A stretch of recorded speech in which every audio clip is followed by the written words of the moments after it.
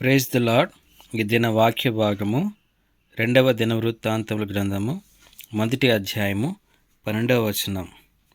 ఐశ్వర్యమును ఘనతను నీకిచ్చేదను. దేవుడు సొలొమోనుకు ప్రత్యక్షమై, నేను నీకు ఏమి ఇవ్వగలదునో దాన్ని అడుగుమని సెలవీయగా,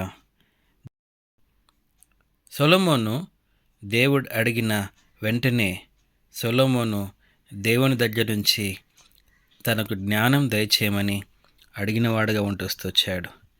అందుకే దేవుడు తన జీవితంలో లోక సంబంధమైన విషయాల్ని దేవుడు అడగపోయినప్పటికీ కూడా శత్రువులను, అలాగే దీర్ఘాయువునైనను ఐశ్వర్యమైనను అడగపోయినప్పటికీ కూడా దేవుడు సొలొమోనుకు ఐశ్వర్యమును, సొమ్మును, ఘనతను అనుగ్రహించిన వాడుగా ఉంటొచ్చాడు. ఈ దినమున మనకు జీవితంలో వీటిని అడుగుతుంటున్నాం.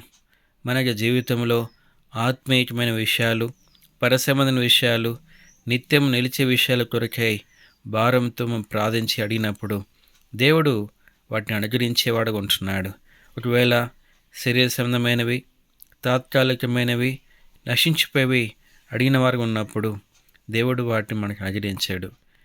హన్నా దేవుని మందిరంలో అక్కర ఎరిగి తనకు ఒక మగ శిష్యుని దయచేసినప్పుడు అతడు జీవితకాలమంతయు నీ ఇంట్లో నేను అతన్ని ప్రతిష్ఠ చేసేదని మొరుక్కుంటూ వచ్చిందని బట్టి దేవుడు హన్నా మనవి ఆలకించి దేవుడు కుమారుని దయచేస్తూ వచ్చాడు. అంత మాత్రమే కాదు, తిరిగి దేవుడు హన్నాను దర్శించినప్పుడు ఆమె 3 కుమారులను, 2 కుమారులను కన్యదగా వచ్చింది. దేవుడు మనకు జీవితంలో అడుగు వాడుకలను, ఊహించు వాడుకలను అత్యధికంగా దయచేసే దేవుడు.